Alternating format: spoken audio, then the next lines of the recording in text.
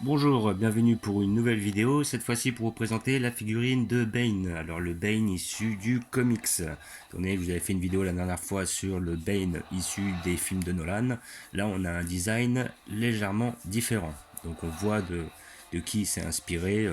Après ouais, je trouve qu'il n'est pas spécialement ressemblant dans le style au Batman qui était dans ceux de Nolan, mais par contre, si on peut quand même repérer quelques points communs.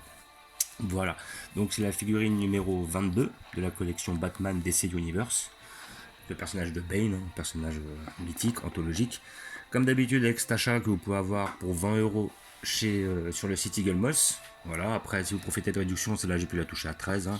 Comme j'ai expliqué dans les précédentes vidéos, si on en prend plusieurs d'un coup, des fois il y a des réductions. Voilà, donc là on a le personnage de Bane, voilà, avec les tuyaux et tout, les muscles. Elle a vraiment balèze, hein, rien à dire.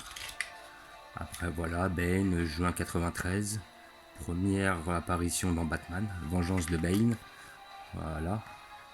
Après Bane Modern Age, ok. Alors ça doit être un autre design qu'il a eu par la suite. Aussi il est pas mal. Là on voit à côté, ouais, Batman Test. Voilà, Pose Zero, ouais. Donc après le fascicule est en anglais, donc comme d'habitude un fascicule avec chaque achat. Le fascicule est en anglais car à mon avis ça doit, comme ils sont sortis qu'en Angleterre, peut-être qu'ils les ont sortis chez les buralistes en Angleterre, nous on l'a pas eu chez nous, donc c'est peut-être la raison pour laquelle on n'a pas de traduction. Voilà. Bon, pour ceux qui apprécient ou qui savent bien lire l'anglais, ah là je viens de voir justement Bird of Prey. Donc petite allusion au dernier film qui va sortir là, enfin qui est déjà sorti d'ailleurs, sur Harley Quinn. Ça doit avoir un rapport, après je pourrais pas vraiment le dire où. Voilà.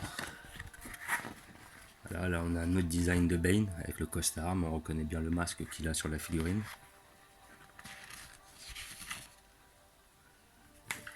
Vengeance de Bane 2. Voilà, là on doit être sur des comics assez récents de Batman, parce qu'on voit que le design est beaucoup plus travaillé au niveau des dessins. Et là après ils nous disent la figurine numéro 23 avec le personnage de Ra's al Ghul. Alors Ra's al Ghul, personnage que l'on avait vu, grand méchant mythique de Batman, et on avait vu justement dans le premier film de Nolan avec dans le rôle de ce personnage l'acteur Liam Neeson. Alors c'est vrai que là maintenant, en regardant un petit peu ce personnage, on remarque un petit peu les ressemblances là, surtout par rapport à ici, on voit les deux petites moustaches sur le côté, plus après les petits cheveux blancs là qui partent sur le côté. C'est-à-dire qu'ils avaient pas mal travaillé sur Liam Neeson pour lui donner ce style là. Voilà, et là donc on a la figurine ici présente de Ra's al Ghul. Là je suis quand même assez étonné qu'ils aient pas sorti le Ra's al Ghul du film, des films de Nolan. Ça serait bien d'avoir une petite figurine de Liam Neeson qui y ressemble, vu qu'ils nous ont déjà fait pas mal de figurines issues des films, entre autres de la Justice League, entre autres Flash, Aquaman, Superman, Wonder Woman, Batman, tout ça. Et voilà, donc je suis étonné qu'il n'ait pas encore fait, peut-être à venir. Donc, nous allons voir ensemble la figurine, qui a l'air vraiment balèze. Elle est beaucoup plus lourde que celle que j'ai ouverte juste avant, c'est-à-dire l'épouvantail. Là, vraiment, là, vous avez quelque chose d'extrêmement lourd. Voilà.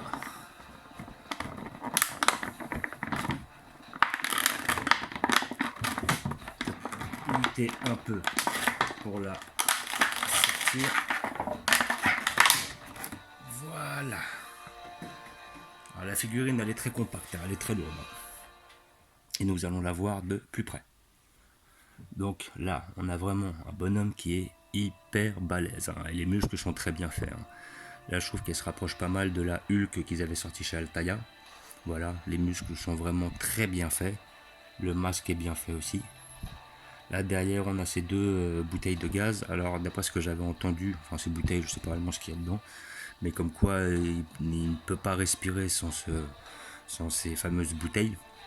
Je pense que c'est un petit peu la même allusion au film avec Bane, parce que quand Batman, lui, je crois qu'il lui détruit son masque à l'avant, là après il se trouve vraiment en galère pour respirer. Donc là après effectivement sur la figurine il n'y a pas trop de nuances de couleurs, il n'y a pas trop de relief, mais quand même les muscles sont extrêmement bien faits quoi. Là on voit qu'il est vraiment balèze. Après je trouve que les tubes qui viennent comme ça se joindre, c'est un super design. Voilà. Hop. Et on voit que justement les fils rejoignent et son masque et un de ses gants.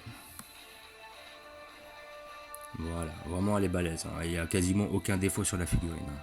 Franchement, peut-être un petit peu le blanc là, ça a peut-être déteint un peu au niveau des couleurs, au niveau du masque là, mais sinon dans l'ensemble c'est vraiment très bien fait, comme vous pouvez voir. Vraiment, elle est super belle. Franchement, pour tous ceux qui aiment le personnage, ça peut valoir le coup de la prendre. Pour 20 euros, je la trouve pas excessive, hein. En plus, profitez des réductions si vous en trouvez, hein. On peut la trouver si vous la trouvez à 13 euros, comme j'ai pu la trouver, ça peut être une très bonne affaire. Voilà, donc comme d'habitude, hein, vous les trouvez sur le site Eagleboss, hein, n'hésitez pas, hein. Vous allez les prendre, voilà, vous faites une commande, faites attention aux frais de port, hein. Si vous dépassez les 60 euros, les 8 euros de frais de port sont offerts, donc ça vaut le coup. Et voilà, je vous remercie d'avoir regardé, je vous dis à bientôt, n'hésitez pas à vous abonner ou à mettre des pouces, et je vous dis ciao.